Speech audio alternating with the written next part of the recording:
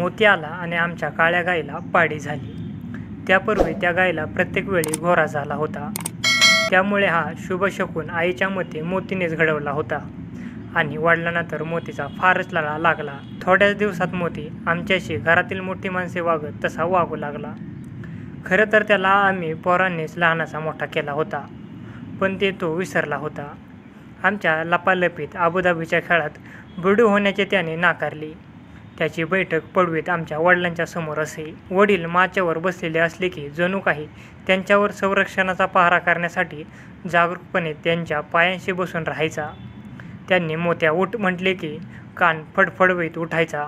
मोत्या छू म्हटले की त्यांनी हाताने दाखवलेल्या दिशेकडे बेछूट पाळायचा. कुणाचे परके ढोर पारड्यात येण्याची मोतीसमोर सोय नसे आणि कुणी परका माणूस अंगणात उभा राहिलेला त्याला सहन होत नसे. वडिलांनी मोतू चूप म्हटले की ताबडतोब कान पाडून उगी राहायचा आणि त्या माणसाला त्याच्या आज्ञाधारकपणाचा विस्मय वाटायचा. अष्टप्रहर मोती त्यांच्या अवतीभोवती असायचा. घराबाहेर पडले की ती कुठे जाणार हे तो बिनचूक ओळखायचा आणि त्यांच्यापुढे चालत सुटायचा. ते ज्या घरी जाणार असतील त्या घरी त्यांच्या आधीच जाऊन धापा टाकत उभा राहायचा. मोतीची घरातल्या सर्वांवर नजर असे. बाहेरून कोणी अनोळखी माणूस आला की त्याच्या हालचालीवर त्याचा सक्त डोळा असे. मोतीची नजर चुकून अंगणात पडलेले फणसाचे वाळलेले पानही उचलू धजत नसे. एकदा रात्री वडील कशासाठी तरी अंगणापलीकडे मोकळ्या जागी चालले होते. मोती पाठोपाठ होताच त्याला कसली तरी शंका आली. तो जोरजोराने भुंकू लागला. वडिलांना तो एक पाऊल पुढे टाकू देईना.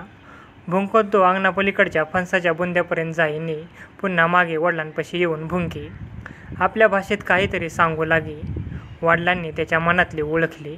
घरात जाऊन त्यांनी कंदील आणला आणि मोतीला घेऊन ते फणसापाशी उभे राहिले आणि गोठ्यात गुरांना वैरण घालत असलेल्या गड्याला त्यांनी हाक मारली. त्याला काठी घेऊनच यायला सांगितले.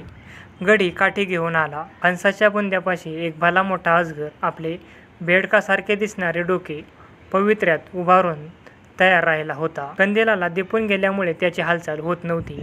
गाड्याने आणि वडिलांनी एकामागोमाग एक प्रहार करून त्या अजगराला ठार केले आणि मगच मोतीचा आरडाओरडा बंद झाला. मोती शिकारीच्या कामात वाघबगार होता. वडील बंदूक खांद्यावर घेऊन बाहेर पडले म्हणजे त्यांच्यापुढे एक पाऊल त्याचे पुढे. ससा निघाला म्हणजे मोतीची उडी सशापुढे एक वाव अधिक पडायची. पण हा शिकारी बाणास एकदा त्याच्या जीवावर बेतला होता. गावात शिकाऱ्यांचा तळ पडल्याने ते लोक शिकारीला बाहेर पडले.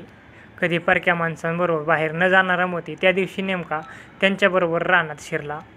मोतीने रानात गेल्या गेल्या 2 ससे मारून दिली. शिकारीच्या खेळातील मोतींची कर्तबगारी भिकाऱ्यांच्या नजरेत भरली. त्यांनी मोतीला पळवण्याचा घाट घातला. रात्री त्याला त्यांनी त्यांच्या तळावर बांधून ठेवले. पहाटे गाव जागा व्हायच्या आत मोतीला बरोबर घेऊन त्यांनी तळ उठवला. मोतीला साखळीने बांधून त्यांनी आपल्याबरोबर बळजबरीने नेले. रात्री मोती परत घरी आला नाही. तशी शोधाशोध सुरू झाली.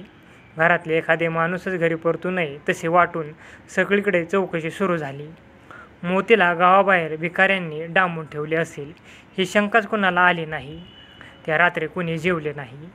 मोती कोठे गेला असेल याची काळजी करत नाही त्याच्या आठवणी काढत त्या रात्री किती वेळपर्यंत तरी आम्ही जागत बसलो होतो. मोती दुसऱ्या दिवशी आला नाही आणि तिसऱ्या दिवशी त्याचा तपास लागेना. मोतीसाठी वडिलांनी 5-10 गावे पालथी घातली पण शोध लागेना. शेवटी आता मोती आपणास कायमचा अंतरला असे समजून सगळे घर दुःखी कष्टी झाले. यावर 1-2 नव्हे तर चांगले 3 वर्षे गेली. मोती एके दिवशी अकस्मात येऊन दाखल झाला. प्रथम त्याला कोणी ओळखलेच नाही. ओळखणार कसे?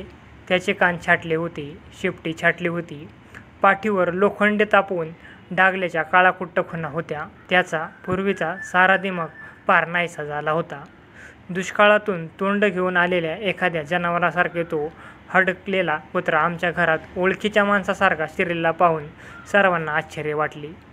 मोती घरात आला आणि सगळीकडे भराभरा हिंडला. सगळ्यांना तो प्रेमाने चाटू लागला तरी कोणी त्याला ओळखू शकले नाही. तसा तो शहाणा कुत्रा दुःखी कष्टी झाला. आपल्याला या घरात कोणी ओळखत नाही हे त्याला कळून चुकले. निरुपाय होऊन त्याच्या काळ्या डोळ्यातून आसवे ओघळू लागली. तोच वडील बाहेरून आले. त्यांना पाहताच तो आवेगाने पुढे झाला आणि त्यांच्या छातीवर दोन्ही पाय ठेवून तोंडातल्या तोंडात कुई कुई आवाज करू लागला. आपली भुंडी शेपटी हलवू लागला. वडिलांच्या अंगाला चाटू लागला. जणू तो विचारत होता, अरे मला परक्यासारखं का वागवता? मला अद्याप कसं कोणी ओळखलं नाही? वडिलांनी त्याच्याकडे नीट पाहिले. निक्षणार्थ त्याला ओळखली. त्याच्या गळ्याला मिठी मारत ते म्हणाले, पोरांनो, अरे हा आपला मोती. मोतीला मध्ये ठेवून आम्ही सगळ्यांनी आनंदाने त्याभोवती उड्या मारल्या. आमची बहीण तर मोतीच्या गळ्याला गठ्ठ मिठी मारून बसली. न जाणे पुन्हा नाहीसा झाला तर? मोती आलानी पाठोपाठ भिकारी शोध करीत आली. आमचा कुत्रा आला आहे का असे विचारू लागली. भिकाऱ्यांची चाहूल लागताच मोती घाबरला आणि माझ घरातल्या कोपऱ्यात दडून बसला. तो वाघासारखा कुत्रा पण भीतीने थरथर कापू लागला. त्याची ती अवस्था वडिलांनी पाहिलीनी ते बाहेर उभ्या राहिलेल्या भिकाऱ्यांना म्हणाले, आता बऱ्या बोलांना गाव सोडता की हवं 14 रत्न? माझा तरणाबांड कुत्रा पळवून त्याची दशा लावलीत तुम्ही. जखड म्हातारा झाला माझा कुत्रा. आता त्याची आशा धरली तर पुन्हा घाटावरून उतरू देणार नाही, याद राख. वडिलांची ती धिप्पाड मूर्ती आणि रागीट चेहरा बघून ते भिकारी घाबरलेनी निघून गेली. पण त्यांचा तळ गावातून बाहेर पडेपर्यंत मोती माझघरातून बाहेर पडत नव्हता. भिकाऱ्यांनी त्याचे अतिशय हाल केले होते आणि मोतीने त्यांची हाय खाल्ली होती. मोती आता म्हातारा झाला होता. आता त्याच्या याने पूर्वीसारखे धावणे होत नव्हती. त्याची पूर्वीची ताकद त्या 3 वर्षाच्या वनवासात नाहीशी झाली होती. तो आपला रात्रंदिवस पडवीत बसून राही. कधी कधी लहर आली तर वडिलांबरोबर बाहेर पडे. दरवर्षी श्रावणात हरिविजय किंवा पांडव प्रताप यांसारखे पोथी वडील रात्री वाचत. सगळे गावकरी ते ऐकायला गोळा होत. वडिलांनी पोथी वाचायला सुरुवात केली की मोती जिथे असेल तेथून धावत यायचा आणि वडिलांसमोर एखाद्या भाविक श्रोत्यासारखा बसून राहायचा. पोथी वाचून पूर्ण होईपर्यंत तो बसल्या जागेवरून उठत नसे. वर तोंड करून तो नुसता ऐकत राहायचा. त्याला काय समजे कोणास ठाऊक, पण त्याचे हे पोथी ऐकणे मोठे अपूर्वाईचे वाटे. गावात सगळेजण त्याची चर्चा करत.